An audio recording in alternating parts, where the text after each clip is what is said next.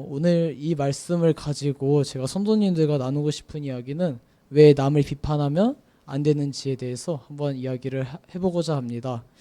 오늘 마태복음 7장 1절의 말씀은 이제 주님은 이제 비판을 받지 않으려면 비판하지 말라라고 가르쳐 주셨습니다. 비판이라는 단어는 어떻게 보면 좋게 인식이 될 수도 있습니다. 비판적 사고를 가지라는 말도 있고, 논리적으로 옳고 그름을 판단하고 분별하는 것은 그렇게 잘못된 일은 아닌 것 같습니다. 하지만 오늘 비판이라는 단어를 영어 성경을 이제 찾아봤는데 저지라는 단어를 씁니다. 근데 이 저지라는 단어의 뜻은 판단하다, 심판하다라는 뜻을 가지고 있습니다. 심판은 법정에서 죄인과 의인을 가릴 때 쓰는 용어입니다.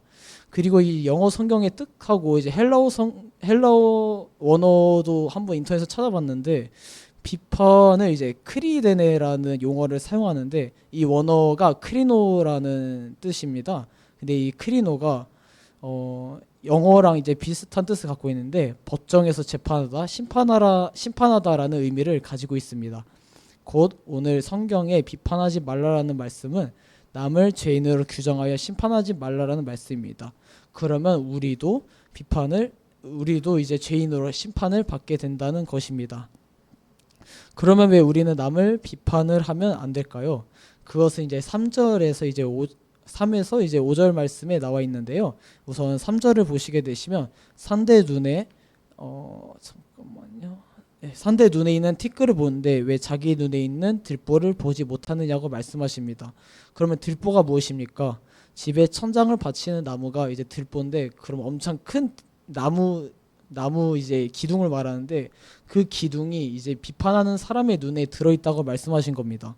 그리고 4절에서는 자기 눈에 들보가 있는데 어떻게 남의 티끌 말 그대로 아주 작은 부스러기를 뜻하는데 그 티끌을 보고 빼라는 것이 주님께서는 성립이 되지 않는다고 말씀하신 것입니다. 그리고 5절에서는 주님은 비판하는 자들에게 외식하는 자, 영어로는 히포크레이트, 위선자라는 뜻이고요. 헬라어 언어도 한번 찾아봤는데 히포크리테스, 가면을 쓰고 연극하는 배우, 그 연기하는 자라는 의미를 가지고 있는데요.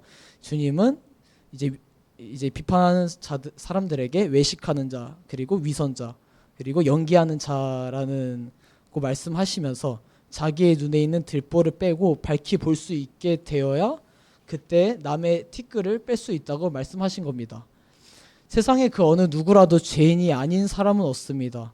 똑같은 죄인인데 자신은 의인인 것처럼 남을 비판하고 죄인으로 정죄하면, 특히 성도는 그 비판을 하면 안 된다는 것입니다. 왜냐하면 우리 성도는 주의 은혜로 인하여 죄사함을 받았기 때문입니다. 우리의 능력으로는 갚을 수 없는 은혜를 주님께 받았기에 받은 은혜를 남에게 베풀고, 그 사람이 이제 아무리 큰 죄를 지었을지라도 그 사람을 용서하는 삶을 우리가 살아야 합니다. 그런데 그 은혜에 보답하지 못하고 우리가 남을 비판하고 다닌다면 우리는 만 달란트 빚진 자처럼 되어 하나님의 정죄함을 받게 될 것입니다. 그래서 우리가 남의 허물을 비판하기 전에 우리가 먼저 하나님의 책망을 받고 회개하여 은혜를 입음으로써 우리 안에 있는 허물을 벗어야 남에게 책망할 수 있습니다. 비판과 책망은 비슷하지만 다릅니다. 비판은 나의 의로 하는 것이고 책망은 하나님의 말씀으로 하는 것입니다. 그리고 비판은 나를 위해서 하기에 나를 지키기 위한 도구이지만 책망은 그 사람의 생명을 위하는 마음으로 하는 것입니다. 비판과 책망은 분명 차이가 있지만 우리의 삶에서는 이것이 구분되지 않을 수 있어 우리는 비판과 책망을 구분해야 합니다. 우리가 사는 세상은 이제 상대방을 향한 정죄와 비판이 많은 세상을 살아갑니다. 정치, 사회, 문화 등등 세상의 모든 영역 속에 남을 비판하는 모습이 이제 공공 영역에 퍼져 있습니다. 이러한 세상의 풍조에 어울려 우리의 삶도 남을 비판하며 살아가는 모습이 우리 안에 있을 수 있습니다. 직접 남을 비판하지 않더라도 남을 뒷담화하거나 무의식적으로 남을 그러한 사람이라고 정죄하는 습관들이 있는지 우리는 생각을 해봐야 합니다. 이제 이 비판에 관한 말씀을 이제 하면서 제가 옛날에 초등학교 6학년 때인가 그때 있었던 일을 한번 말씀을 드리고자 합니다. 학교에서 이제 그 근원모쏠이라는 영화를 보여줬던 적이 있습니다. 이 영화가 이제 2007년도에 만들어졌는데 이 영화는 이제 실화를 바탕으로 만들어졌습니다. 이 영화가 이제 실제 사건이 발생한 지 이제 1991년부터 지금까지 범인이 잡히지 않은 걸로 유명한 사건인데요. 그 줄거리를 간단하게 설명하면 1990년대 초반 방송국 뉴스 앵커 한경배의 9살 아들 사원과 납치되고 1억 원을 요구하는 유괴범이 무려 44일 동안 경찰의 수사망을 피하면서 협박 전화를 거는데 그 과정 동안 상호의 가족들은 점점 피폐해지고 경찰의 고군분투가 지속되지만 범인이 잡히지 않는 가운데 44일째 한강 인근 공원에서 결국 아이의 시신을 찾습니다. 그리고 아이의 그 부검 결과 아이는 유괴된 당일에 살해당했고 미리 아이의 목소리를 녹음하고 이빨을 빼서 아이가 살아있다는 것을 44일 동안 범인이 가족들에게 희망 고문을 준 것이었습니다. 그리고 마지막 영화는 실제 범인의 목소리를 들려주면서 끝이 나는데요. 어렸을 적 저는 이런 범죄 영화를 보면 영화 내용이 제대로 각인되어서 내용이 계속 떠오르곤 했습니다. 그래서 저는 이런 공포물 범죄물 영화를 별로 좋아하지 않습니다. 어쨌든 이러한 각인 효과로 인해 범죄자 생각이 계속 나면서 비판의 마음이 생겨났습니다. 왜 저런 사람이 살아있고 아직 잡히지 않는 건지, 하나님은 저런 사람에게 벌을 주어야 한다라는 생각이 계속 맴돌았습니다. 그리고 한 금요철의 예배 때 저는 기도하면서 하나님께 물었습니다.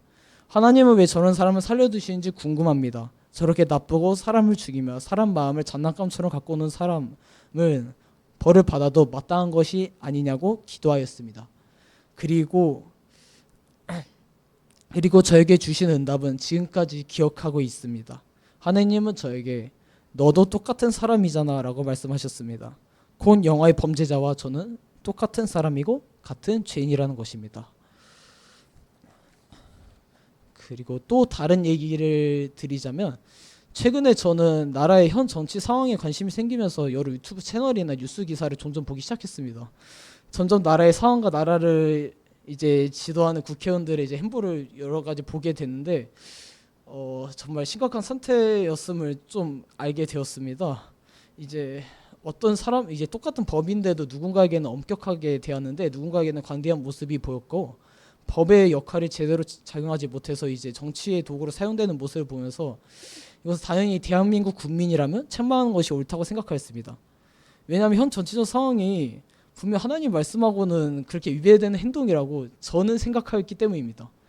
하지만 말씀은 그러한 생각이 틀렸다고 하셨습니다.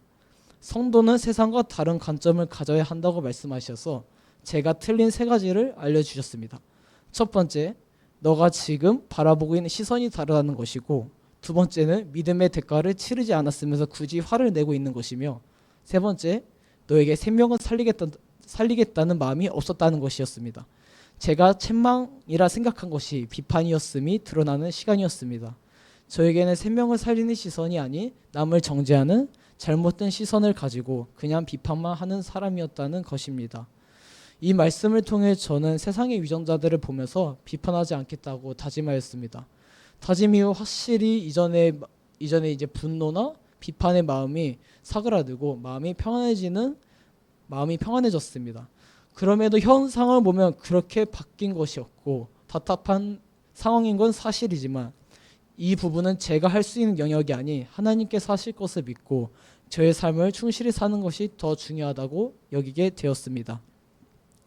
이런 모습뿐만이 아니라 사회생활 시 환자 혹은 고객을 대할 때나 아니면 직장 동료 또는 친구를 만날 때나 그 사람의 허물을 보면 무의식적으로 비판하는 모습이 있을 수 있습니다.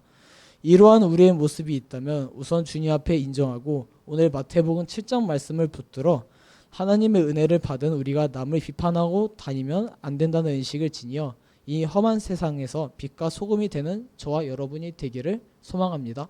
아멘. 기도하겠습니다.